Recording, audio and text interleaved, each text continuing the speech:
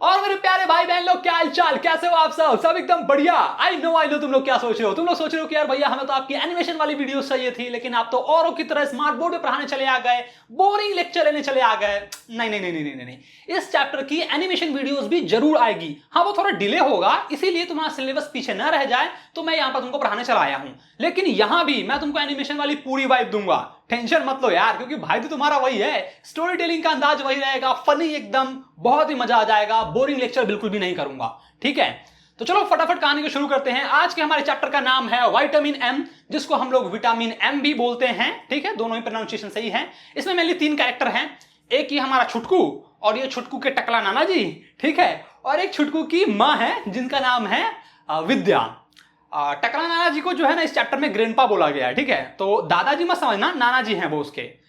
चलो कहानी को शुरू करते हैं। कहानी काफी मजेदार है। हाँ, कहानी शुरू करने से पहले ना तुम्हें एक चीज बता देना चाहता हूं मैं, कि जैसे जैसे इंसान बूढ़ा होता है ना, उसकी सुनने की शक्ति, देखने की क्षमता, सोचने की क्षमता, याद करने की क्षमता जो है ना वो कम हो जाती है, वीक हो जाती है, चीजें ढंग से याद नहीं रह पाती है। और इस चैप्टर में भी वही हो रहा है। इसीलिए ये जो हमारे नाना जी हैं, नाना जी की जो बेटी होती है जिनका नाम होता है विद्या, वो बड़े हड़बड़ाते हुए तरीके से, बहुत ही हड़बड़ाते हुए एक सॉसर के अंदर में, सॉसर जो है वो चाय पीने वाली प्लेट होती है, उसके अंदर में कुछ लाल पीले हरे रंग की टैबलेट्स को रख रही होती है और रवि से बोल रही होती है। रवि से क्या बोल रही होती है कि आई विश कोई ऐसा कोई मेमोरी इन्वेंट कर दे, यादाश्त को बढ़ाने वाली कोई ऐसी टैबलेट इन्वेंट कर दे जिसको हम लोग विटामिन एम बोले, ठीक है। वो लोग उसको विटामिन एम बोले और हम लोग उसको ओल्ड पीपल को दे सके, जो बूढ़े व्यक्ति है उनको दे सके, ताकि उनकी याद करने की क्षमता जो है ना वो बढ़ जाए। अगर ऐसी टैबलेट अगर सचमुच में आ गई ना भाई, तो तुम लोग तो एग्जाम से एक दिन पहले खाओगे और सारा रट्टा मार जाओगे। सही बात है कि नहीं है? कमेंट बताओ, अगर ऐसी कोई टैबलेट आती है तो तुम लोग खाओगे या नहीं खाओगे। बाकी आगे बढ़ते हैं। तो जब ये रवि की माँ बोल रही होती है ना, ये देखो एनिमेशन वाली तुमको पूरी वाइब दूंगा मैं यहाँ पर, देख लो। ये जो रवि की माँ ना, इसको बोल रही होती है ऐसा सी बात कि कोई इन्वेंट कर देता मेमोरी, ठीक है, मेमोरी बढ़ाने वाले को टैबलेट इन्वेंट कर देता जिसको हम लोग विटामिन एम बोलते, और वो हम बड़े बुजुर्ग लोगों को दे सकते। तो ये जो रवि है ना, ये बोलता है चुप हो जाओ, नाना जी सुन लेंगे। नाना जी वहां बैठे हुए हैं, वो उनकी तरफ पॉइंट कर रहा है, ठीक है। नाना जी जो है वो एक रॉकिंग चेयर पे बैठे होते हैं और बढ़िया न्यूज़पेपर पढ़ रहे होते हैं, एकदम रॉकिंग चेयर पे बैठ के न्यूज़पेपर पढ़ रहे होते हैं, और वो नाना जी की तरफ पॉइंट कर रहा होता है। देखो, फ्रेल का मतलब होता है वीक इंसान, कमजोर, बहुत ही कमजोर व्यक्ति, ठीक है। तो नाना जी जो हैं वो काफी ज्यादा कमजोर हैं, तो उस नाना जी की तरफ पॉइंट करते हुए ओल्ड फिगर की तरफ पॉइंट कर रहा है, जो कि टेबल पे, सॉरी चेयर पे, रॉकिंग चेयर पे बैठ के बढ़िया न्यूज़पेपर पढ़ रहे हैं, जो कि नाक से कुछ इंच तक दूर पे ही रखे हुए हैं, एकदम मुंह में घुसा के पढ़ रहे हैं। देखो मैं बताता हूं तुमको कैसे पढ़ रहे हैं वो। ये देखो, इस तरीके का रॉकिंग चेयर है बढ़िया, और यूं पढ़ रहे हैं। अरे कैमरा दिखाई नहीं दे रहा, रुको, कैमरा को नीचे करो जी, कैमरा एंगल नीचे हो। हाँ बढ़िया, देखो इस तरीके से बैठे हुए हैं, नाक से कुछ इंच जो है दूर रखे हुए हैं, न्यूज़पेपर को झूलते झूलते पढ़ रहे हैं। क्या पढ़ रहे हैं नहीं पता, लेकिन पढ़ रहे हैं। चलो आते हैं वापस, फटाफट, ठीक है। नाक से कुछ इंच दूर रख के वो पढ़ रहे हैं। आगे देखते हैं। फिर रवि की माँ जो कहती है, रवि को बोलती है कि डोंट वरी, मुझे नहीं लगता कि तुम्हारे नाना जी को ढंग से सुनाई देता है, क्योंकि आजकल ना तो उनको ढंग से सुनाई दे रहा है, ना ढंग से दिखाई दे रहा है, और ना ही उनको चीजें याद रह पा रही है।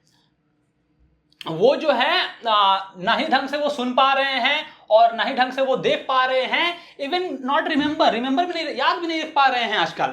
मुझे बहुत खुशी है, आई एम ग्लैड कि तुम्हारी छुट्टियां शुरू हो गई हैं। रवि की माँ रवि से बोल रही है कि रवि बेटा, मुझे बहुत खुशी है कि तुम्हारी छुट्टियां शुरू हो गई है, आज से तुम नाना जी की देखभाल करोगे, हैं? नाना जी परेशान रहते हैं बेचारे, तुम उनकी देखभाल करोगे। एंड लास्ट मंथ वॉज, और द लास्ट मंथ वॉज, ये बोलकर वो चुप हो जाती हैं। अब लास्ट मंथ कुछ ऐसा हो गया था ना, जिसको सोच के ही वो कांप जाती है, डर से घबरा जाती है। सडर्ड मतलब होता है डर से कांपना, घबरा जाना। अब लास्ट मंथ क्या हुआ था वो मैं तुमको बताता हूं। लास्ट मंथ जी जो है ना, रवि के नाना जी जो हैं, रवि के ग्रैंडपा जो हैं, वो लास्ट मंथ ही इनके साथ रहने आए थे, क्योंकि वो काफी ज्यादा बूढ़े हो गए थे, अकेले रह नहीं पा रहे थे। अब बुढ़ारी में कहाँ अकेले रहेंगे, ना ढंग से चलाई होता है, ना ढंग से बैठाई होता है, खाना वाना खुद से बनाना, ये सब संभव है आजकल, बताओ तुम। तो वही बुढ़ारी में उनसे नहीं रहा जा रहा था, तो इसीलिए लास्ट मंथ जो ये नाना जी हैं, इन लोग के साथ, रवि की फैमिली के साथ रहने आए थे। क्यों? क्योंकि इनके साथ कुछ घटनाएं घट गई। इनको हॉस्पिटल में एडमिट करना पड़ा। ये देखो हॉस्पिटल में नाना जी बढ़िया एकदम एडमिट है, एकदम लग रहा है जैसे कि 5 स्टार होटल वाला फील ले रहे हैं। तो नाना जी जो है ना उनको हॉस्पिटल में एडमिट करना पड़ा क्योंकि उन्होंने भूल भूल से, ठीक है, एब्सेंट माइंडली में भूल भूल से मेडिसिन का डबल डोज ले लिया था। एक बार दवाई खा लिए, अब बुढ़ारी में कुछ याद तो रहता नहीं है, अब याद था नहीं, दूसरा का बार भी खा लिए, अब दुद्दू को खा लिए दवाई तो ओवरडोज हो गया, ओवरडोज से के कारण उनको हॉस्पिटल में भर्ती करना पड़ा, ठीक है। और कुछ और भी चीजें हो गई, कुछ एंग्शियस मूवमेंट भी हो गए। देखो एंग्शियस मतलब होता है चिंतित, चिंता कर देने वाली घटनाएं, तो कुछ चिंता करने वाली घटनाएं और हो गई। एक तो सबसे पहले मेडिसिन खा लिए, 2 बार मेडिसिन खा ली तो हॉस्पिटल में भर्ती करना पड़ गया। दूसरा कि वो ना कहीं घूमने निकल गए, कहीं निकल गए घूमने, और घूमते घूमते भुला गए, रास्ते भुला गए, यादें नहीं कि याद तो रहा कि कहाँ चले आए, घर जाने का रास्ता क्या है उनको पता ही नहीं चल रहा है, भूल गए थे वो, क्योंकि बुढ़ारी में दिमाग काम नहीं करता है ना यार, बुढ़ारी में थोड़ा दिमाग सठिया जाता है, तो उनको याद नहीं था, ठीक है। कहाँ गए वे, हाँ वॉक पे निकले, ठीक है, वो वॉक पे निकले और घर आने का रास्ता ही भूल गए, forget the way back home, तो वो घर आने का रास्ता भूल गए, गए और चले गए हैं। अब ऐसे तो किसी के घरों में घुस जाएंगे हैं, बोलेंगे तो मेरा ही घर है, मारो खिलवा देंगे नाना जी तो किसी को। अब जब ये सारी घटनाएं हो गई तो रवि की जो माँ है, रवि की माँ ने नाना जी से कहा कि आज के बाद आप कहीं भी अकेले नहीं जाइएगा, क्योंकि आप अकेले चले जाते हैं, भुला जाते हैं रास्ता, ऐसे किसी के यहाँ घुस जाइएगा बहुत लफड़ा हो जाएगा, तो आज के बाद आप कभी भी अकेले नहीं जाइएगा। मजाक से हटके देखो, रवि की माँ जो है ना, ये इनकी बेटी है यार, तो चिंता तो होती होगी ना उनको, अब वो जा रहे हैं कहीं पे खो जाएंगे, गुम जाएंगे, कहीं चले जाएंगे, तो बहुत चिंता हो रही थी। तो चिंता के कारण वो बोलती है नाना जी से कि आज के बाद आप कहीं भी नहीं जाइएगा। तो नाना जी जो है ना वो अपसेट हो गए इस बात को सुन के। जब रवि की माँ ने उनको बोला, इंसिस्ट किया कि आज के बाद should not go out alone, आप अकेले कहीं भी बाहर नहीं जाइएगा, तो वो अपसेट हो गए, नाना जी अपसेट हो गए, उदास हो गए काफी ज्यादा। क्यों उदास हो गए? क्योंकि एक तो पहले ही ये लोग इनको घर में लेके आ गए हैं, काल कोठरी में बंद कर दिए हैं। देखो आगे तुमको समझ में आएगा क्यों हुआ है, वो खुद बता रहे हैं, नाना जी जो है वो खुद बता रहे हैं कि क्यों अपसेट हुए थे। देखो नाना जी जो थे ना वो एक लॉयर थे पहले, रवि के नाना जी जो हैं वो एक लॉयर थे, तो वो अपनी लॉयर वाली आवाज में, भारी भरकम लॉयर वाली कॉन्फिडेंस आवाज में बोलते हैं विद्या को, अपनी बेटी को बोलते हैं, इनका नाम है विद्या, ठीक है, ये देखो ये रहा विद्या, इनका नाम विद्या है। तो विद्या को बोलते हैं, क्या बोलते हैं, विद्या माय डॉटर, विद्या मेरी प्यारी बेटी, मैं तुमको बता देना चाहता हूं कि पिछले 75 साल से मैं अपनी जिम्मेदारी खुद निभाते आ रहा हूं, मैं अपनी देखभाल खुद करता आ रहा हूं, और तुम्हारे माँ के मरने के 10 साल बाद भी मैं उसका काम, यानी कि तुम्हारी माँ का काम भी खुद करता आया हूं। 75 साल से तो मैं अपनी देखभाल कर रहा हूं और तुम्हारी माँ की भी देखभाल करते आ रहा हूं, मतलब तुम्हारी माँ के मरने के बाद तो उनका जो काम है वो भी मैं संभालते आ रहा हूं, जैसे कि कुकिंग करना, शॉपिंग करना, घर वगैरह को साफ करना, ये सब भी मैं खुद करते आ रहा हूं। और एक तो तुम मुझको पहले ही अपने इस पॉकी लिटिल फ्लैट में लेके चली आई हो, इस छोटे से मकान में लेके चली आई हो, इस हॉरिबल सिटी में लेके चली आई हो तुम, जहां पर बस गाड़ी का पोंपा सुनाई देते रहता है, और अब तुमको लगता है कि तुमको ये अधिकार है कि तुम मुझे बाहर जाने से मना करो। क्या तुमको यह अधिकार है कि मुझे बाहर जाने से मना करो? हैं? रवि के नाना जी कुछ ऐसा बोलते हैं कि एक तो वो बोलते हैं कि 75 साल से मैं अपनी जिम्मेदारी जो है, ये ब्लड क्यों हो गया भाई, हाँ 75 साल से जो है मैं अपनी जिम्मेदारी खुद निभाता आया हूं, ठीक है, 75 ईयर से, और तुम्हारी मां के मरने के 10 साल बाद भी मैं उसका भी काम करते आ रहा हूं, जैसे कि शॉपिंग करना, खाना बनाना, घर वगैरह में झाड़ू लगाना, पोछा उछा लगाना, ये सब भी काम भी खुद करते आ रहा हूं। तो तुम मुझे ऐसा बुर्बक मत समझो कि मैं अकेले जाऊंगा कहीं पे और गुम हो जाऊंगा। और एक तो तुम मुझे अपने इस पॉकी लिटिल फ्लैट में, पॉकी मतलब होता है छोटा सा मकान, शहर में अक्सर सबके छोटे मकान ही होते हैं, तो छोटे से मकान में तुम ले आई हो, इस हॉरिबल सिटी में लेके आ गई हो जहां पर बहुत सारा भीड़ भाड़ है। नाना जी को भीड़ भाड़ ना बिल्कुल पसंद नहीं था, तो ये बोल रहे हैं कि तुम भीड़ वाले सिटी में मुझे लेके चली आई हो, और अब तुमको ऐसा लगता है कि तुमको ये अधिकार है कि तुम मुझे अकेले बाहर जाने से मना करोगी। एक तो तुम मेरे साथ इतना सारा अत्याचार कर दी हो, और अब तुमको लगता है कि तुमको ये भी अधिकार है कि हमको बाहर जाने से मना करोगी। फोरबिड मतलब होता है मना करना, ठीक है। ये देखो नाना जी को ना शहर बिल्कुल पसंद नहीं था, क्योंकि शहर में बहुत सारा क्राउड होता है, शोर शराबा होती है, तो इसलिए उनको पसंद नहीं था। Grandpa hate the noise and bustle of the city life. Bustle मतलब होता है बहुत ही भागदौड़ वाली जिंदगी। शहर में बड़े भागदौड़ वाली जिंदगी होती है। सुबह फट से उठे, ब्रश व्रश किए, फिर ऑफिस गए, ऑफिस से आए, खाना बनाए, फिर ऑफिस, मतलब वो जो चहल पहल भागदौड़ होती है ना, वो नाना जी को बिल्कुल पसंद नहीं थी। नाना जी हेट करते थे इस चीज को। और अक्सर जब वो अकेले रहा करते थे ना, ऑफ्टन स्पोक, जब वो हमेशा अकेले रहा करते थे तो वो अपने स्मॉल ब्रिक हाउस के बारे में बात करते थे, जो कि टाउन में था, उनके गांव में था। तो उनके गांव में एक छोटा सा मकान था, मैं दिखाता हूं तुमको, ये देखो। उनके गांव में ना ये छोटा सा बढ़िया मकान था। तो अक्सर जब वो अकेले रहा करते थे ना, तो याद करते थे, क्या खूबसूरत घर था मेरा, what a wonderful place that was, मतलब वो कितना अच्छा मेरा मकान था, बहुत ही खूबसूरत जगह थी। वहां पर गार्डन में एक आम का पेड़ था, बढ़िया, गार्डन के अंदर में एक आम का पेड़ था, ये देखो आम का पेड़ लगा हुआ है, ये आम का पेड़ था। और शाम में, डस्क मतलब होता है सांझ, जब बेरा डूब रहा होता है ना, सन जो है वो डूब रहा होता है, उस समय के टाइम को बोलते हैं डस्क।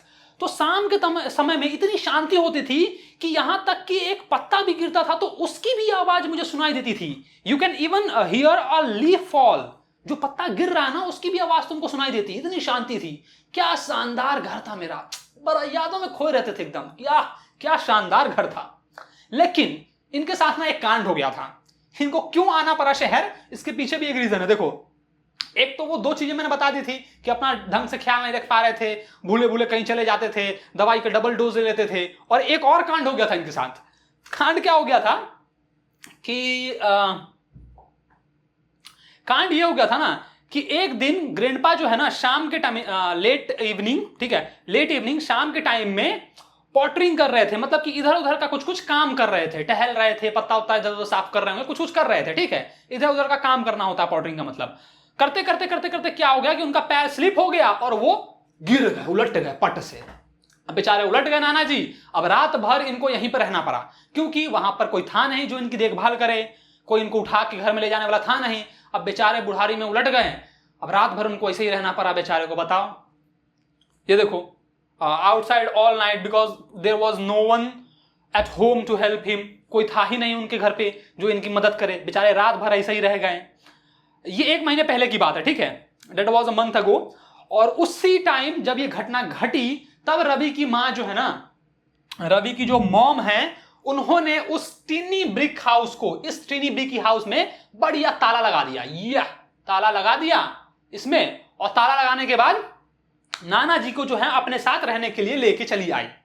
इस मकान में ताला लगा दिया और नाना जी को अपने पास लेके चली आई कि आप जो है अब उस छोटे से जो मकान में, आपको जो गांव में मकान है उसमें आप नहीं रहिएगा, आइए हमारे साथ शहर में रहिएगा। अक्सर होता है ये, आजकल अगर तुम्हारे भी दादाजी या नाना जी वगैरह होंगे तो तुम जब वो अकेले रहते हैं ना, तो तुम लोग भी या फिर तुम्हारे पेरेंट्स जो है ना, वो भी लेके चले आते होंगे तुम्हारे नाना जी को या फिर तुम्हारे दादाजी को अपने साथ रहने के लिए। शहर में हम लोग शिफ्ट हो जाते हैं, गाँव की चीजें जो है वो भूल जाते हैं। लेकिन गाँव का यार ना अपना मजा है, गाँव में बड़ा मजा आता है। ये मुझे इस तरह के मकान और इस तरह के इन्वायरमेंट ना मुझे खुद पसंद है यार। बढ़िया एकदम खटिया बिछाओ, गाछी में सूझ जाओ, मजा आता है। शहर ठीक है, शहर में कुछ चीजें हैं, कुछ सुविधाएं हैं, बट अगर वो गांव में हो जाए ना तो गांव बेस्ट है भाई। अगर वो कुछ सुविधाएं अगर गांव में हो जाए तो गांव मजा है गांव में। ठीक है, आगे बढ़ते हैं। आगे क्या हुआ कि जब ये घटना हुई तो रवि के मम्मी जो है, रवि की मम्मी, वो इनके शहर में ले आई नाना जी को रहने के लिए। और फिर तो ये तो पिछले महीने की बात थी। अब करंट मंथ में आ जाते हैं वापस से। रवि की माँ जो जल्दी जल्दी सौसर में भर रही थी ना, उसके बाद क्या हुआ था कि वो फिर आई और रवि को बोली, ये देखो रवि की माँ जो है वो रवि से बोल रही है कि वॉट एवर हैपन रवि, चाहे कुछ भी हो जाए, कोई भी आफत आ जाए, तुम नाना जी को बाहर अकेले नहीं जाने दोगे ऑन हिज ओन। तुम उनको खुद अकेले बाहर जाने नहीं दोगे, चाहे कुछ भी हो जाए, क्योंकि ये बहुत ज्यादा खतरनाक है। इट्स टू डेंजरस, बहुत खतरनाक है ये। और रवि की माँ जो है ना, वो रवि को कुछ मेडिसिन के बारे में भी बताती है, मेडिसिन के बारे में इंस्ट्रक्ट करती है कि ये जो मेडिसिन रखे हुए हैं यहाँ पर नाना जी के, वो बताती है कि लाल वाला जो है ना वो तुम सुबह में दे देना नाना जी को, ठीक है, हरियर वाला जो है वो खाना खाने के बाद दे देना। तो वो कुछ कुछ मेडिसिन के बारे में बताते हैं कि ये मेडिसिन है और नाना जी को खाना खाने के बाद, सोने से पहले ये सब तुम दे देना। इंस्ट्रक्ट करती है रवि को। आफ्टर लंच, देखो लंच के बाद देना है, वो सारी चीजें बताती हैं। और उसके बाद अपने पिताजी की तरफ मुड़ती है, रवि की माँ जो है पिताजी की तरफ मुड़ती है और बोलती है कि मैं जा रही हूं ऑफिस पापा, ठीक है पापा, I am going office, I am going of work पापा। रवि यहां पर है, रवि की छुट्टियां जो है वो चालू हो गई हैं और रवि आपकी देखभाल करेगा। रवि की जो छुट्टियां हैं, हॉलीडेज जो हैं वो चालू हो गई हैं, ठीक है, आज से रवि की छुट्टियां चालू हो गई हैं, तो रवि आपकी देखभाल करने के लिए यहां पर है, मैं जा रही हूं पापा ऑफिस, ठीक है। वो ना एकदम बहुत ही बोल्ड आवाज में बोलती है, जैसे वो किसी बच्चे से बोल रही हो। जैसे बच्चा जो होता है ना, सुन नहीं पाता है तो चिल्लाकर ही बोलते हैं कि क्या कर रहा है तुम, वैसे ही एकदम बोल रही थी, एकदम बोल्ड आवाज में बोल रही थी। और ये बात ना रवि को बिल्कुल पसंद नहीं आ रही थी। रवि बहुत मतलब एक उदास सा चेहरा बना लेता है, ठीक है, बहुत ही उदास सा चेहरा बना लेता है। हाँ देखो, विंस्ट मतलब यहां पर होता है, विंस्ट का मतलब होता है चेहरा को सिकुड़ जाना, चेहरा एकदम उदास कर लेता है कि तुम कैसे बोल रही हो नाना जी को, ऐसे बोलोगी हैं। वेरी लाउड टोन में बोलती है, बहुत ही लाउड टोन में बोलती है, जैसे speaking to grandpa, just like a child, child जैसे बच्चे से बात कर रही हो उस तरीके से बोलती है। पापा मैं जा रही हूं, आप अपना ध्यान रखिएगा, ठीक है, रवि का छुट्टी हो गया है आज से, तो रवि आपका देखभाल करेगा, अब हम जाएं, इस तरीके से बोल रही थी।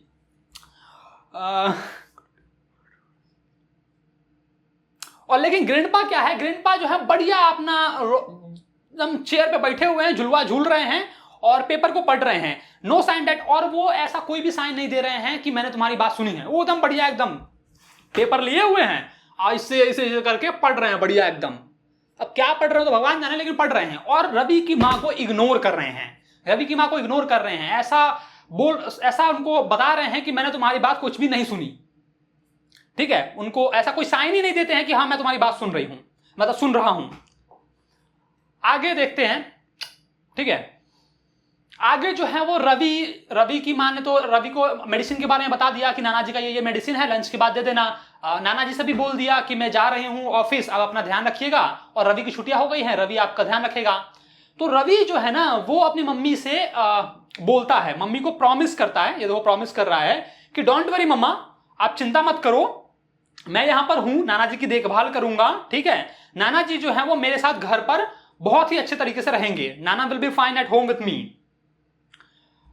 रवि जो है वो अपनी मां को बोलता है, क्यों, क्योंकि मां जो काफी ज्यादा घबराई हुई है, काफी ज्यादा चिंतित है, तो उनके एंशियस फेस को देख, एंशियस फेस मतलब घबराया हुआ चेहरा, चिंतित चेहरा, तो उनके चिंतित चेहरे को देखकर वो रवि जो है वो वादा करता है अपनी मां से कि आप चिंता मत करो मम्मी, मैं यहां हूं, मैं नाना जी की देखभाल करूंगा, आप चिंता मत करो, आप जाओ बढ़िया एकदम काम करो अच्छा से।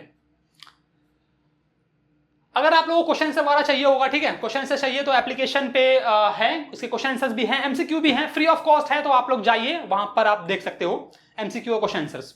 चलो आगे पढ़ते हैं। आगे क्या होता है कि रवि की मां जो है वो चली जाती है ऑफिस, फिर रवि जो है वो नाना जी से बोलता है कि नाना जी हम चेस खेले या टीवी पर क्रिकेट मैच देखे, बताइए क्या करें नाना जी। रवि जो है वो पूछता है, रवि पूछता है जब उसकी माँ जो है चली जाती है, मदर लेफ्ट, ठीक है, जब उसकी माँ चली जाती है तो वो नाना जी से पूछता है कि नाना जी चेस खेलिएगा कि टीवी पे मैच देखिएगा, बताइए, आप जो बोलिएगा ना वही होगा, ठीक है, आप जो बोलिए, बोलिए क्या बोलते हैं। अब नाना जी ना बहुत ही बढ़िया चेस खेलते थे, ग्रेट गेम ऑफ चेस, नाना जी एकदम शास्त्र दिमाग के थे भाई, नाना जी एकदम बढ़िया चेस गेम खेलते थे। रवि ऐसा बता रहा है कि नाना जी बहुत ही बढ़िया चेस खेलते थे, बहुत ही कनिंग, यानी कि कनिंग मतलब होता है चालाक, बहुत ही चालाक थे वो चेस खेलने में।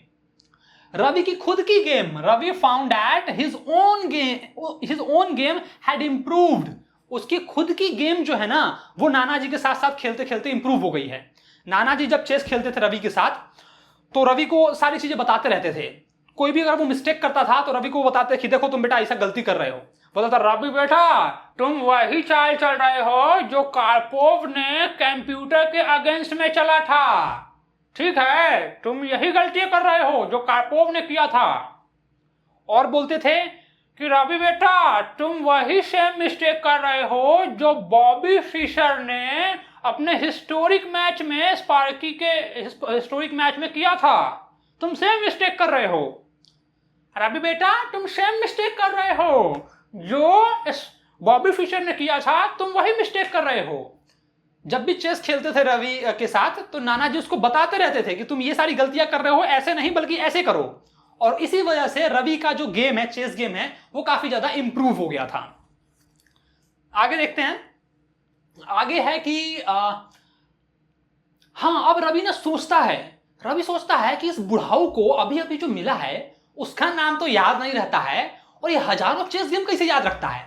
अभी अभी जो इंसान मिल के जाता है बुढ़ाऊ उसका नाम भूल जाते हैं, हमारे नाना जी जो हैं भूल जाते हैं नाम, और थाउजेंड्स ऑफ चेस गेम कैसे याद रखते हैं। वो काफी ज्यादा चिंतित करता है कि यार ये क्या बात है कि अभी अभी जो इंसान मिलके गया उसका नाम तो ये भूल गए, लेकिन इनको चेस बड़ा याद रहता है, चेस का हर गेम इनको याद रहता है। उसके बाद नाना जी बढ़िया पेपर पर फोल्ड करते हैं, ठीक है, अभी तक तो पेपर पढ़ रहे थे झुलवा झुलते झुलते, अब पेपर को बढ़िया फोल्ड करते हैं और बोलते हैं कि तुम क्या काम करो, चेस बोर्ड सेट करो। रवि को बोल रहे हैं कि रवि बेटा तुम चेस जो बोर्ड है वो सेट करो, मैं थोड़ा सा पेपर देख के आता हूं कि तमिल न्यूज़पेपर जो है वो आया है या नहीं, बस कॉर्नर पे जा रहा हूं और जाके तमिल न्यूज़पेपर देख के आ रहा हूं कि तमिल न्यूज़पेपर जो है वो आया है या नहीं। जब तक क्या है, जब तक तुम चेस बोर्ड सेट करो, जब तक तुम चेस बोर्ड सेट करोगे तब तक मैं वापस आ जाऊंगा। तो रवि बोलता है कि नाना जी पापा जो है हमेशा आपके लिए तमिल पेपर जो है वो खरीद के लेके आते हैं, जब वो घर आते हैं तो आपके लिए तमिल पेपर लेके आते हैं, लेकिन फिर भी अगर आपको अभी तुरंत चाहिए, इमीडिएटली चाहिए, तो मैं जाता हूं, I will go and buy it for you, मैं जाता हूं और जाके खरीद के लेके आता हूं, आप यही रहिए, आप कहीं नहीं जाइए, आप यही रहिए, मैं लेके आता हूं, वरना पता नहीं जाइएगा पेपर लेने कहीं और चले जाइएगा, तो यही सब नहीं कीजिए, मैं लेके आता हूं।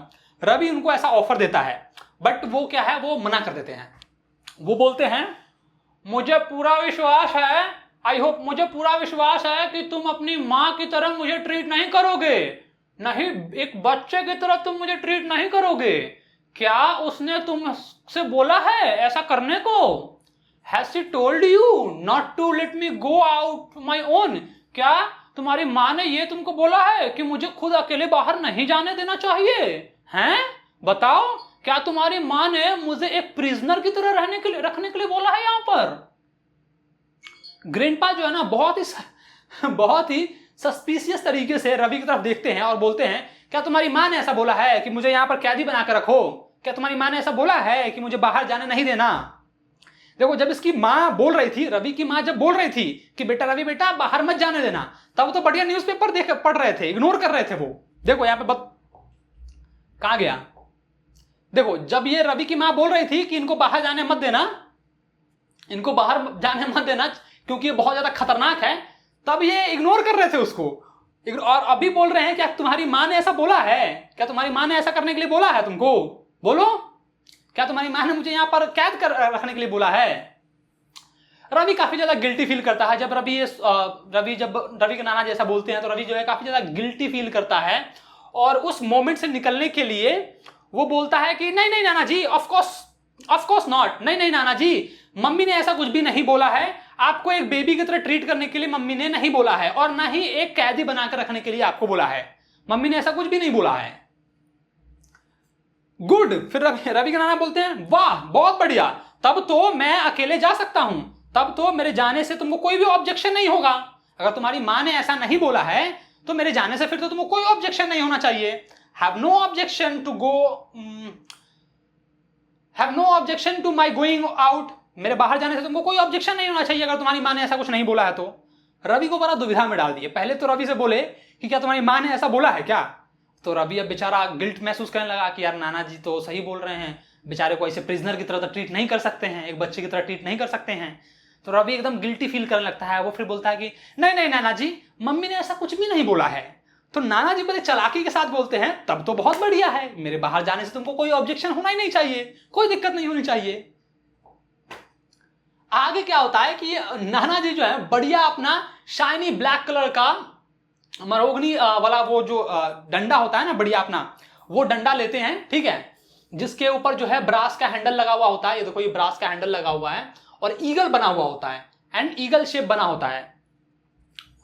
ये देखो यहां पर ईगल शेप बना हुआ है ना, तो ये ईगल शेप वाला डंडा उठाते हैं बढ़िया, और एक अपना येलो कलर का कैप पहनते हैं, ब्राइट येलो कैप, ये येलो कैप पहनते हैं। और येलो कैप पहनने के बाद आई विल बी बैक, और बोलते हैं रवि से कि रवि मैं तुरंत आ जाऊंगा, जब तक तुम चेस बोर्ड सेट करोगे तब तक मैं आ जाऊंगा। I will be back home before you set up a board, तुम्हारे चेस बोर्ड सेट करने से पहले ही मैं आ जाऊंगा, ऐसा बोलते हैं। और बोलते बोलते बढ़िया एकदम ठुमुक ठुमुक ठुमुक ठुमुक ठुमुक ठुमुक करके चले जाते हैं। देखो ऑफ इवेंट ट्विफलिंग, ठीक है। तो बहुत ही बढ़िया खुशी से नाचते हुए एकदम चलते हुए चले जाते हैं और रवि को डिलेमा मतलब दुविधा में, रवि को दुविधा में फंसा कर वो चले जाते हैं, उनको रवि को दुविधा में डाल देते हैं। अब रवि दुविधा में क्यों आ गया? क्योंकि उसने मम्मी से वादा किया है कि मैं नाना जी का देखभाल करूंगा, उनको अकेले कहीं भी जाने नहीं दूंगा। लेकिन नाना जी जो हैं उसको उसी की बातों में फंसा देते हैं और चले जाते हैं। अब देखो क्या बोल रहा है कि अगर अकॉम्पनिंग मतलब होता है साथ में जाना, अगर वो नाना जी के साथ जाता, रवि जो है अगर नाना जी के साथ जाता तो नाना जी को काफी बुरा लगता कि ये मेरा पीछा कर रहा है। तो वो क्या बोलता है ना, और अगर वो मम्मी को अगर ये बात पता चलती, नाना जी के साथ जाता तो नाना जी को बुरा लगता, और अगर ये बात मम्मी को पता चलता कि रवि ने नाना जी को जाने दिया है उनको अकेले बाहर, तो मम्मी काफी ज्यादा गुस्सा हो जाती है, ठीक है। फ्यूरियस मतलब होता है काफी ज्यादा गुस्सा हो जाती, काफी ज्यादा गुस्सा हो जाती मम्मी। अब बेचारा ना तो नाना जी के साथ जा सकता है और ना ही अपनी मम्मी का दिया हुआ वादा जो है वो तोड़ सकता है कि मैं उनको अकेले बाहर नहीं जाने दूंगा। तो वो क्या करता है कि वो उसको ना एलिवेटर का डोर जो है वो शट होने का आवाज सुनाई देता है, नाना जी बढ़िया जा रहे होते हैं और वो देख रहा होता है, और वो डिसाइड करता है, रवि डिसाइड करता है कि वो नाना जी को फॉलो करेगा, सीक्रेटली फॉलो करेगा नाना जी को, छुपके फॉलो करेगा नाना जी को, एक सेफ डिस्टेंस मेंटेन करते हुए नाना जी को फॉलो करेगा, ताकि वो नाना जी पर नजर डाल सके कि नाना जी को कोई खतरा ना हो, उनको कोई भी खतरा ना हो। इसीलिए वो नाना जी का पीछा करेगा, वो डिसाइड करता है। क्योंकि अगर वो नाना जी के साथ गया तो नाना जी गुस्सा हो जाएंगे, और अगर जाने भी दिया तो मम्मी गुस्सा हो जाएगी। अब बेचारा रवि करे तो करे क्या, बड़ा सस्पिशन में आ गया, अरे साला करे तो करे क्या हम। तो फिर वो क्या बोलता है कि आइडिया लगाता है कि काम करते हैं, हम नाना जी का छुपके पीछे से पीछा करेंगे और देखेंगे कि नाना जी कहाँ कहाँ जा रहे हैं, क्या क्या कर रहे हैं, ताकि उनको कोई हार्म ना हो। अगर रास्ता भूले भी तो हम उनको पकड़ के लेके चले आए, क्योंकि पिछले बार गए थे तो रास्ते भूल गए थे। रवि जो है वो बिल्डिंग से बाहर जाता है, ग्रैंडपा को देखता है, उसके येलो कैप को देखता है। रवि जो है ना एक्चुअली में नाना जी के येलो कैप को देखते हुए उनको फॉलो कर रहा था, क्योंकि नाना जी जो येलो कैप पहन के निकले थे तो उसको देखते हुए वो फॉलो कर रहा था। कॉर्नर पे जाकर वो डिसअपियर हो गए और कहां चले गए, फर्स्ट स्टॉप, नाना जी का सबसे पहला स्टॉप जो था वो चिल्ड्रन पार्क था। बढ़िया पार्क में गए, वहां पर उन्होंने पेपर कॉर्न के अंदर में, ऐसा पेपर जो ये कॉर्न देख रहे हो, ये पेपर कॉर्न है, उसके अंदर में पीनट्स जो हैं, मूंगफली दाना जो है वो लेते हैं और बढ़िया बेंच पर बैठ के खाते हुए बच्चों का मैच इंजॉय कर रहे होते हैं, देख रहे होते हैं बच्चों का मैच। उसके बाद क्या होता है, रवि जो क्या होता है, रवि बहुत अपने आप को फुलिश, बहुत ही मूर्ख समझ रहा होता है, क्योंकि वो एकदम ऐसा क्राउच होकर, ठीक है, क्राउच मतलब होता है ऐसा झुक कर, ऐसा क्राउच होकर ना वो झाड़ियों के पीछे छुप कर, एक एलिफेंट की तरह बना हुआ है और झाड़ियों के पीछे छुप कर नाना जी को देख रहा है कि नाना जी क्या कर रहे हैं। क्योंकि अगर वो सामने चले जाते तो नाना जी देख लेते, तो छुप छुप कर देख रहा है नाना जी को कि नाना जी क्या क्या कर रहे हैं।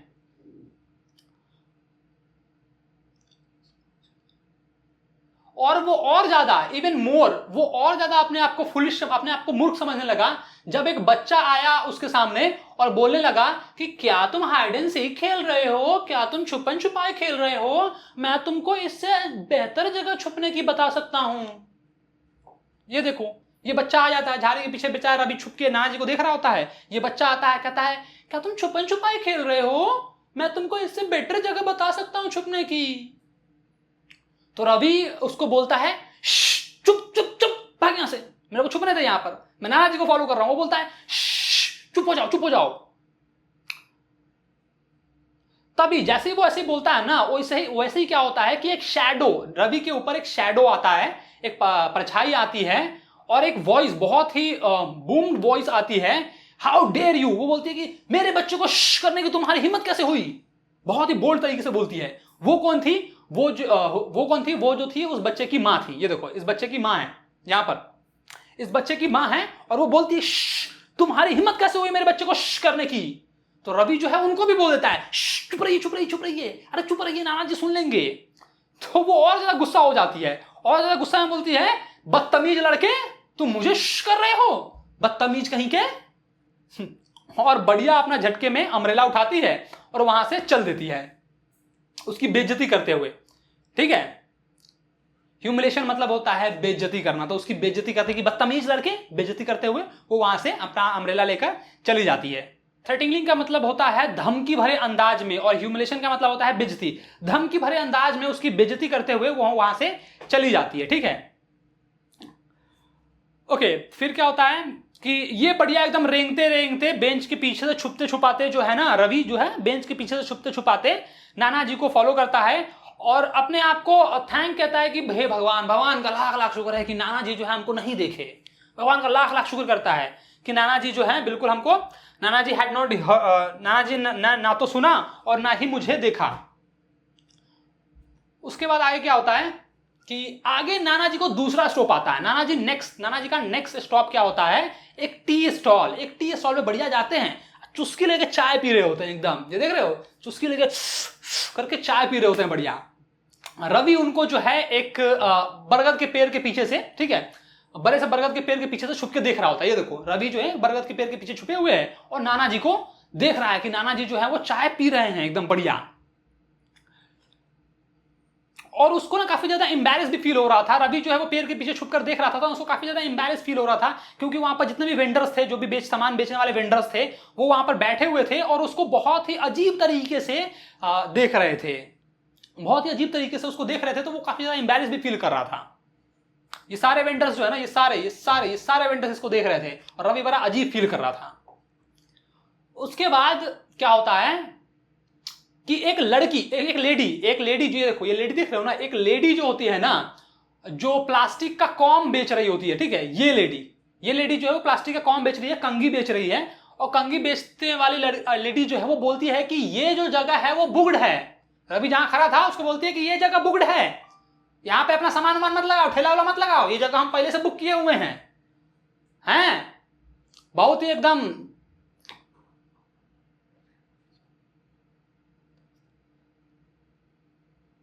वो बहुत ही ज्यादा चिल्ला के बोलती है, ठीक है, कि ये जगह बुक है, बहुत ही चिल्ला के बोलती है, इतना ज्यादा कि लाउड स्पीकर की भी जरूरत ना पड़े। And there was no room for anyone. यहां पर कोई नए वेंडर की जगह नहीं है, कोई नए दुकानदार की यहां पर जगह नहीं है, ठीक है, चले जाओ यहां से। तो ये रवि जो है उनको भी कर देता है, चुप रहिए, नाना जी सुन लेंगे, चुप रहिए आप, do not talk so loudly, इतना कस के मत बोलिए, चुप रहिए। आपको लगता है मैं यहाँ पे कुछ बेच रहा हूं, देखिए मैं यहाँ पे कुछ बेच रहा हूं, मैं यहाँ पे खड़ा हूं और आप छुट मुट के चिल्लाए जा रही हैं। रवि ऐसा उनको बोलता है। तो वो लेडीज जो है ना, वो लेडी बोलती है कौन चिल्ला के बोल रहा है, और बोल्ड आवाज में बोलती है कौन चिल्ला के बोल रहा है। ओल्ड लेडी बोलती है बहुत ही ज्यादा आवाज, तेज आवाज में, इतना ज्यादा तेज आवाज में कि ऐसा लग रहा है कि वो एक जगह से दूसरे जगह की बात कर रही हैं, सिटी के एक साइड से दूसरे साइड की ओर चिल्ला के बोल रही है। क्या कौन बोल रहा है, कौन बोला तुमको ये सब बोलने के लिए, कौन कस के बोल रहा है? यहां बोल दिया ना, यहां पर जगह नहीं है तो नहीं है जगह, जाओ यहां से। इन लोग को ऐसा लग रहा था ना कि रवि कुछ बेचने आया है, यहां पर अपना दुकान लगाने आया है, और ये लोग पहले से अपना दुकान जो है जमा कर बैठे हुए थे, अब ये अपना कुछ लगा लेता तो इनका धंधा चौपट हो जाता, इसीलिए वो ऐसा बोल रहे थे। तो देखो अभी तक जो है ना ये बुढ़िया बोल रही थी, ठीक है, ये जो दादी अम्मा बैठी हुई है कंघी बेच रही है ये बोल रही थी। अब ये भी बोलने लगी, ये भी रवि को बोलने लगी कि पेड़ के पीछे से, अनदर वेंडर बोलता है, ठीक है, ये अनदर वेंडर है, ये बोलती है कि पेड़ के पीछे से छुप कर तुम किसको बोल रहे हो, किस पे ये आरोप लगा रहे हो कि कस के बोल रहा है। एक्यूजिंग मतलब ब्लेम करना, आरोप लगाना, तो तुम किस पे आरोप लगा रहे हो कि चिल्ला चिल्ला कर बोल रहा है, हैं? एक ये कौन बोल रहा है, ये दूसरी बोल रही है जो क्या सेल कर रही है, रिबन और क्लिप्स बेच रही है, ठीक है, रिबन और क्लिप्स बेच रही है, वो बोलती है उसको कि तुम किसको ब्लेम कर रहे हो, हैं?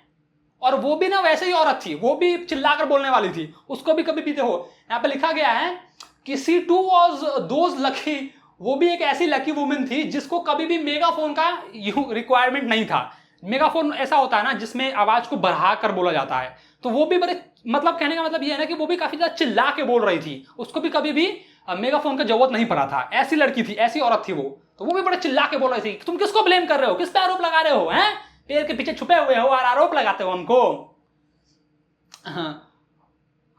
क्या तुम हम में से किसी को बोल रहे हो? एक अनदर वेंडर बोलता है, एक दूसरा वेंडर बोलता है, एक शायद यहां पर ये बैठा हुआ है ये वेंडर, ये कोने में, ये बोलता है कि क्या तुम हम में से किसी को बोल रहे हो, हैं? तुम्हारी इतनी हिम्मत कि हमें तुम बोलो।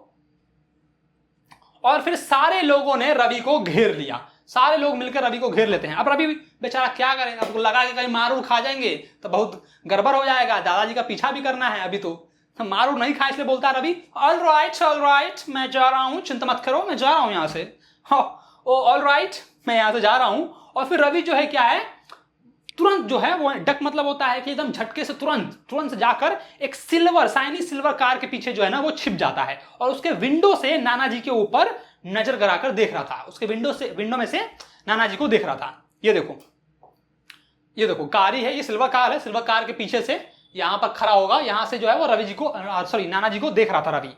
नाना जी क्या कर रहे थे, नाना जी तो बढ़िया चाय का चुस्की ले लिए। चुस्की लेने के बाद कहां चले गए, एक कप ऑफ शुगर, ठीक है, टी पहन लिए, जो टी पी लिए, ठीक है, चाय पी लिया उन्होंने, जो कि उनको मना था, जो कि उनको पीना मना था। घर पर उनको शुगर पीना मना था, लेकिन फिर भी ये छुपके छुपा कर नाना जी पी रहे हैं, मस्त हम एंजॉय कर रहे हैं लाइफ को छुपके छुपा के।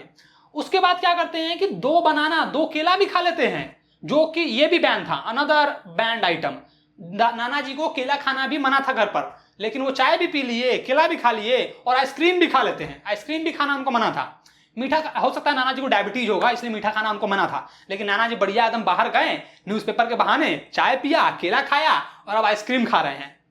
देखो एक आइसक्रीम लिया उन्होंने, ठीक है, और आइसक्रीम खाना शुरू कर दिया, जो कि उसकी मम्मी ने जो है मना किया था, उनको खाने से मना कर रखा था। Ravi himself felt hot, Ravi को खुद जो है काफी ज्यादा गर्मी लग रही थी, जैसे अभी मुझे लग रहा है वैसे ही रवि को भी गर्मी लग रहा था। लेकिन नाना जी जो है ना फटाफट अपना जो है स्नैक फिनिश किया और फिर नाना जी वहां से भी निकल गए। उसके बाद रवि का हार्ट जो है ना काफी ज्यादा थर्डेड हो गया था, ठीक है, घबराहट से बहुत ज्यादा दिल धड़कने लगा, जोर जोर से धक धक धक धक धक धक करने लगा। क्यों? क्योंकि नाना जी जो है ना वो जिगजैग करते हुए इसी करते हुए रोड क्रॉस कर रहे थे और रवि को लगा कि बस एकाध वो गाड़ी वाला इनको ठोक के चल दिया। वो ट्रैफिक क्रॉस कर रहे थे, ठीक है, ट्रैफिक क्रॉस कर रहे थे रोड का, और उसको ऐसा लगा, रवि को ऐसा लगा कि नाना जी को कोई गाड़ी वाला ठोक दिया। उसने अपना आंखें बंद कर लिया, घबराहट में उसने अपने आंख बंद कर लिया कि आज तो नाना जी गए, नाना जी का खेल तमाम हो गया, आज गए नाना जी, गाड़ी देखो कितना स्लाइड किया है, ऐसा उसने आंख बंद कर लिया। लेकिन नाना जी जो है ना वो आराम से निकल गए। नाना जी जो है ठीक है, जब उसने अपनी आंखें खोली तो देखा कि नाना जी जो है ना वो एक बार्बर शॉप के अंदर में जा रहे हैं। यहां से नाना जी चले गए, ऐसा लगा यहाँ से नाना जी यहाँ से नाना जी जा रहे हैं। रवि काफी ज्यादा चिंतित हो गया, दिल घबराने लगा कि अरे बाप रे, नाना जी को तो गाड़ी वाला उड़ा देगा, गाड़ी वाला आ रहा है सामने से, ठोक के चल जाएगा नाना जी को, नाना जी उलट जाएंगे। लेकिन नाना जी जो है घूम के यहाँ से चले गए और गाड़ी वाला साइड करके इधर की ओर आ गया। और उसके बाद नाना जी जो है एक बार्बर शॉप के अंदर में घुस जाते हैं। अब बार्बर शॉप के अंदर जाते हैं तो रवि बेचारा यहाँ बढ़िया सोच रहा होता है कि नाना जी का बाल तो है नहीं, टेनिस बॉल के जैसा टकला है, तो बार्बर शॉप में जाके क्या कर रहे हैं। रवि एकदम सोच रहा होता है। Now the grandpa has blade, ठीक है, टेनिस बॉल की तरह उनका जो है टकला है, सर पे बाल है नहीं। तो रवि क्या करता है, डिसाइड करता है कि सामने से पास जाकर, ठीक है, पास जाकर मैं देखता हूं कि आखिर नाना जी जो है वो सैलून के अंदर में कर क्या रहे हैं। वो भी रोड क्रॉस करता है। रोड क्रॉस करने के बाद उसके बाजू वाले शॉप के अंदर में घुस जाता है, ठीक है, बहुत ही हड़बड़ाते हुए वो बाजू वाले शॉप में घुस जाता है, next to the barber shop. Barber shop के जो बाजू में शॉप थी उसके अंदर घुस जाता है। अब वो शॉप जो था ना वो एक लेडीज सैलून था। उसके अंदर रवि घुस गया। अब जैसे ही घुसा तो सब लोग एकदम चिल्लाने लगी, क्या तुम कैसे आ गए यहाँ पर, कैसे आ गए, और उसको धक्का मार के उसको बाहर निकाल दिया गया। और रवि जो है ना वो काफी ज्यादा शुक्रगुजार था कि बढ़िया हुआ हमको निकाल दिया, क्योंकि जैसे ही रवि को निकाला गया तो रवि देखा कि नाना जी जो है वो एक बस पकड़ रहे हैं, नाना जी बस पकड़ रहे हैं। याद रखना रवि जो है ना वो उनके येलो कैप को फॉलो कर रहा था, मैंने तुमको पहले ही बताया है। तो वो येलो कैप को देखता है और देखता है कि अरे नाना जी तो सैलून में से निकल के जा रहे हैं, बस पकड़ रहे हैं वो तो, ठीक है। बस जो पहला बस रुका था ना, जो पहला बस रुका उसके अंदर में वो चढ़ गए, नाना जी चढ़ गए। अब रवि भी बहुत ही धड़फड़ाते हुए एकदम दौड़ते हुए मिल्खा सिंह बनते हुए गया और जाते से चलते हुए बस में वो भी चढ़ गया, ठीक है। ब्रिस्कली मतलब होता है फुर्ती से, तो वो फुर्ती से तेजी से दौड़ते दौड़ते अंदर की ओर गया।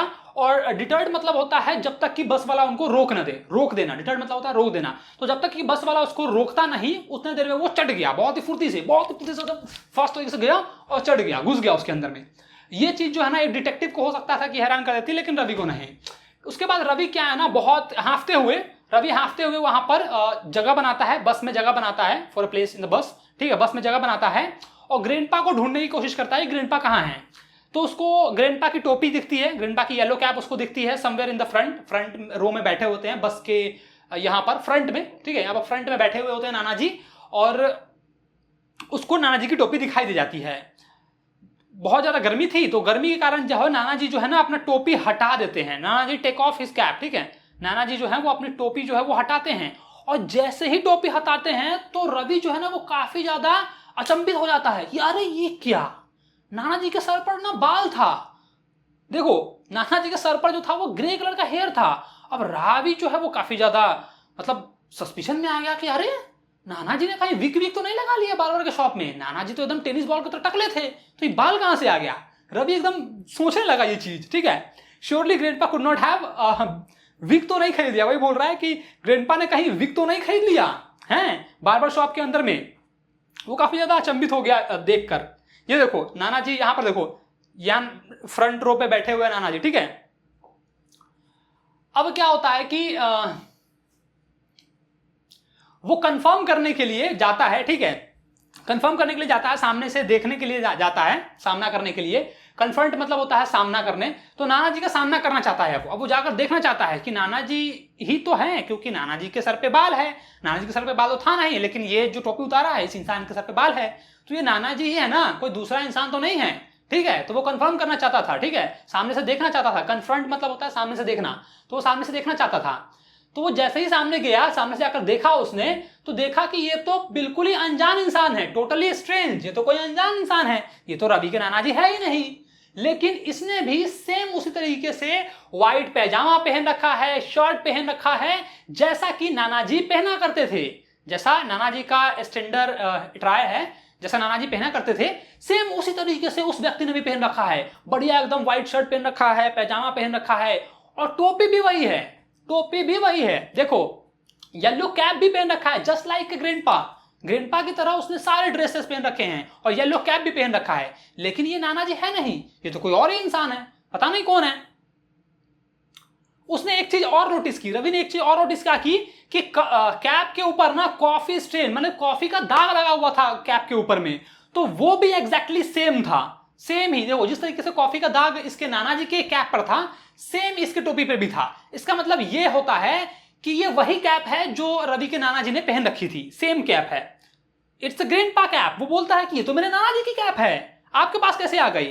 तो वो इंसान जो है ना, जो अजनबी इंसान था, वो जो है एकदम मुस्कुराते हुए बोलता है कि एक सज्जन व्यक्ति थे, उन्होंने मुझे बार्बर शॉप में ये दे दिया, एक जेंटलमैन थे, एक सज्जन व्यक्ति थे, उन्होंने मुझे बार्बर शॉप में दे दिया ये कैप, बोला कि बाहर बहुत ज़्यादा गर्मी है तो आप ये लगा के जाइए, ऐसा बोलता है वो कि बाहर बहुत ज़्यादा गर्मी है तो आप ये कैप लगा लो। बहुत ही सज्जन व्यक्ति था, उसने मुझे ये कैप दे दी है।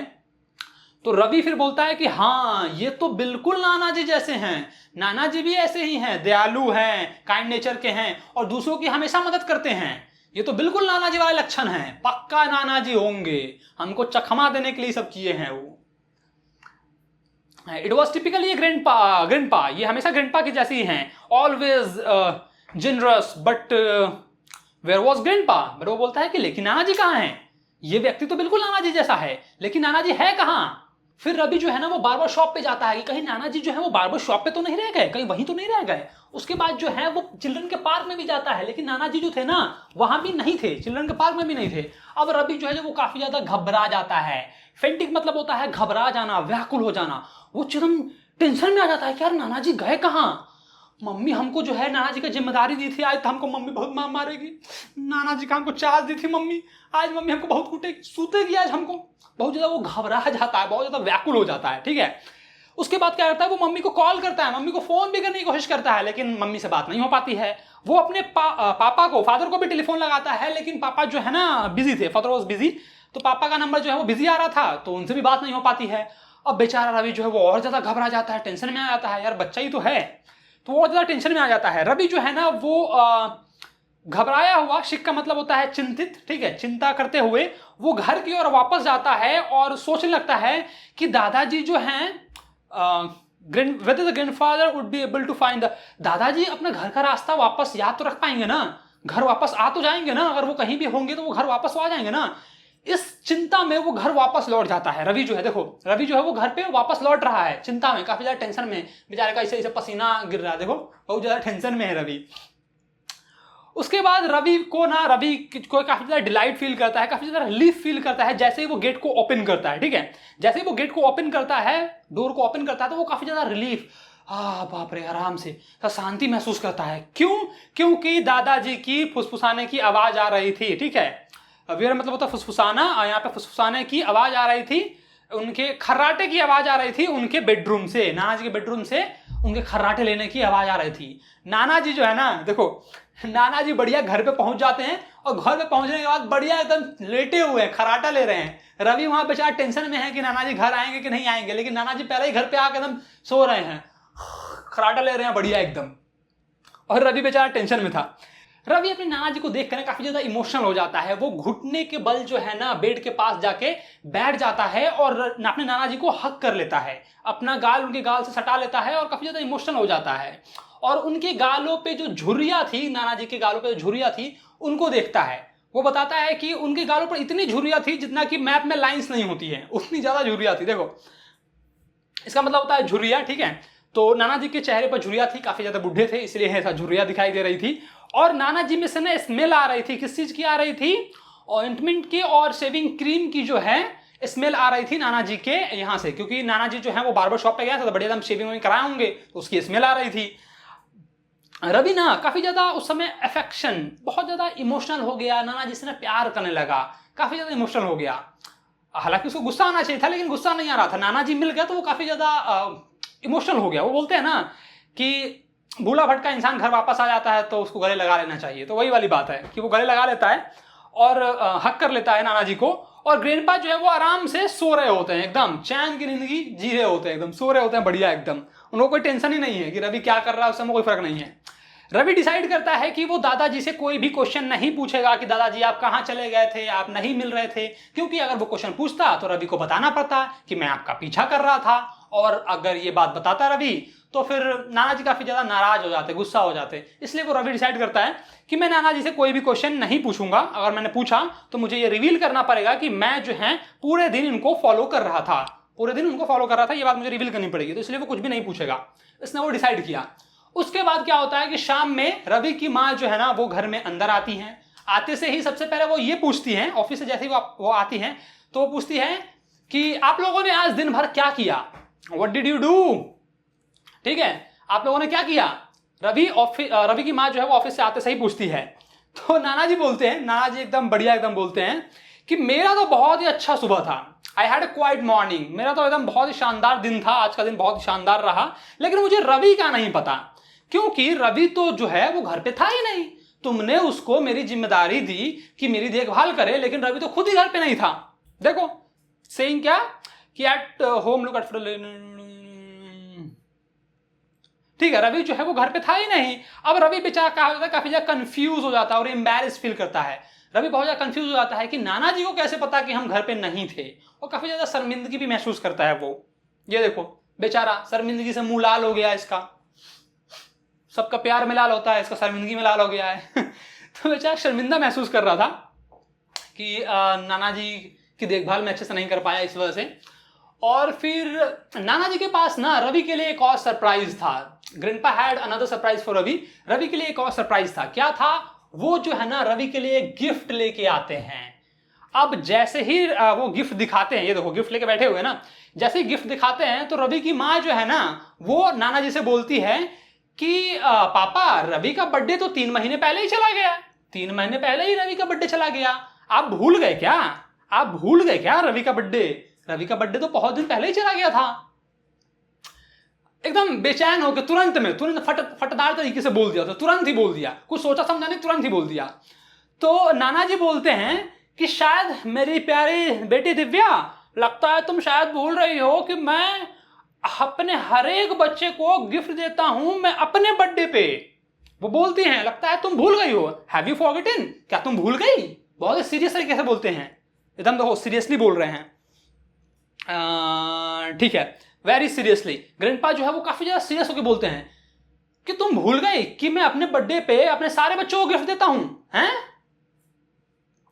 तो रवि की माँ जो है ना वो काफी ज्यादा शर्मिंदगी महसूस करती है और फट से जाती है और जाके कैलेंडर पर देखती है। ये तो कैलेंडर पे ना उन्होंने नाना जी का बर्थडे मार्क कर रखा होता है रेड पेन से।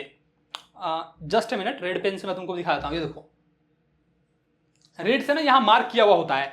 तो वो जाती है कैलेंडर के पास जाती है, कैलेंडर के पास जाती है जहां उसने साल के शुरुआत में बिगिनिंग ऑफ द ईयर साल की शुरुआत में उसने सर्कल किया था नाना जी के बर्थडे का डेट जो है वो रेड पेन से उन्होंने सर्कल किया था और वहां पर लिख दिया था पापाज बर्थडे, पापा का बर्थडे है, ये बात उसने लिख दिया था।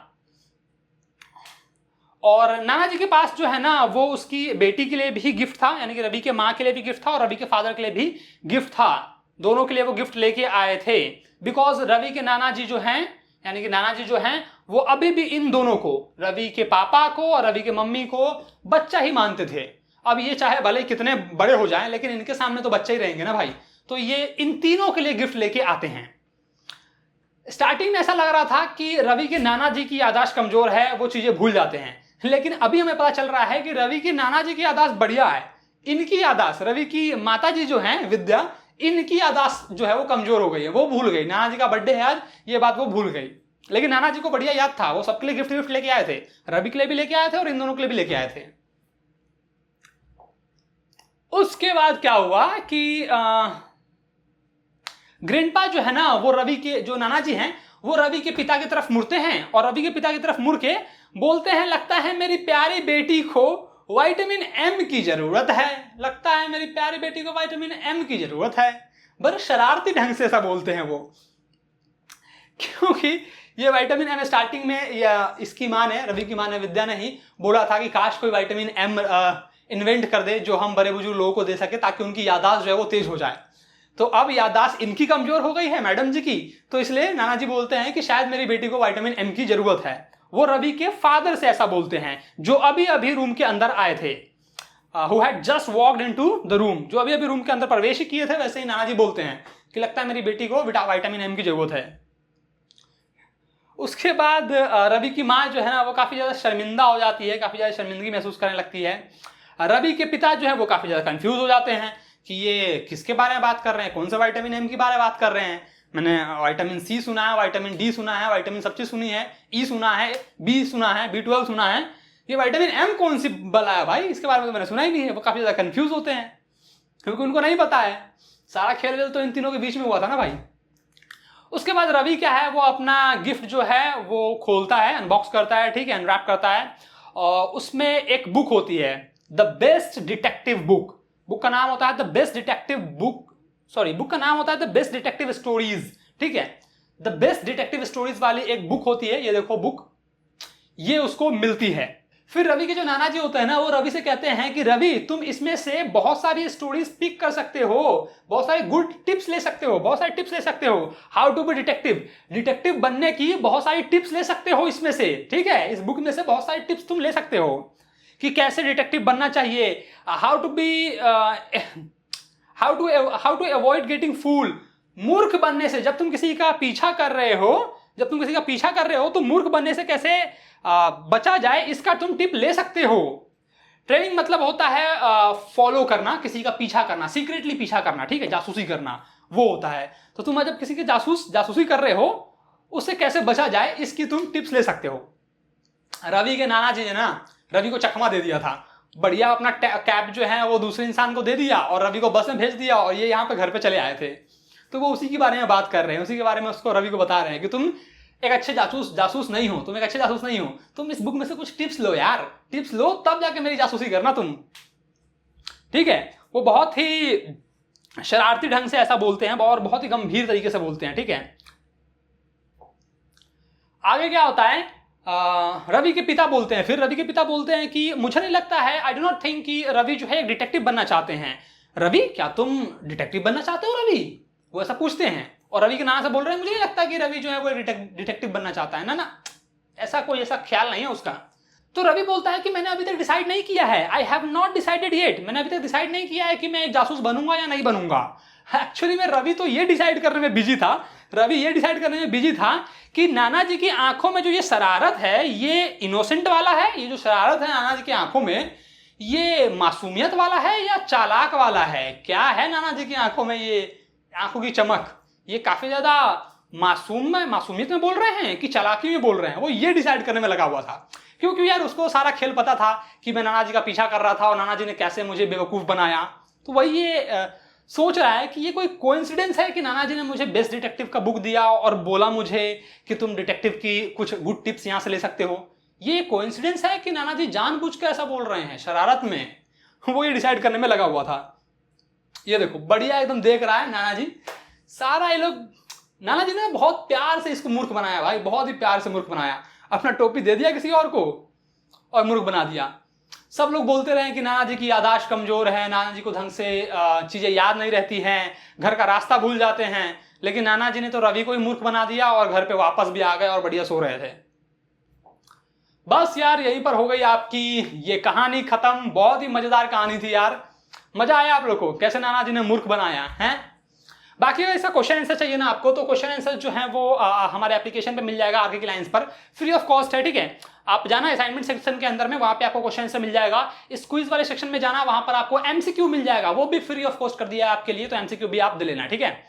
एंड वीडियो अच्छा लगा हो तो वीडियो को लाइक करो। अभी तक कुछ चीजें समझ में नहीं आई है तो नीचे कमेंट करके मुझसे पूछ लो, मैं तुमको जरूर बताऊंगा। इसको शेयर जरूर करना, ठीक है।